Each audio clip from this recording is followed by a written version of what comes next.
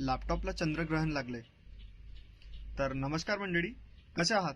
आज ट्रायोक्लस मध्ये आपल्याकडे लिनोवो कंपनीचा G580 मॉडेल आला होता डिस्प्ले रिपेअर साठी. तर सगळ्यात पहिले याची बॅटरी डिस्कनेक्ट करू, त्यानंतर याची डिस्प्लेची बेझल खोलून घेऊ. बेझल उघडल्याच्या नंतर याचे डिस्प्लेचे नट आपण ओपन करून घेऊ. नट्स ओपन झाल्याच्या नंतर डिस्प्ले केबलला जो टेप राहते तो व्यवस्थितपणे ओपन करू. डिस्प्ले रिप्लेस करू विथ ओरिजिनल. तुम्ही पाहू शकता it's a OEM display with 1 year warranty. त्यानंतर पण एकदा तसंच ठेवून चेक करून घेऊ व्यवस्थित चालत आहे का, ब्राईटनेस वगैरे व्यवस्थित वर्क करत आहे का. तुम्ही पाहू शकता ब्राईटनेस फुल आणि डाऊन व्यवस्थित काम करत आहे. याचे नट व्यवस्थित लावून घेऊ.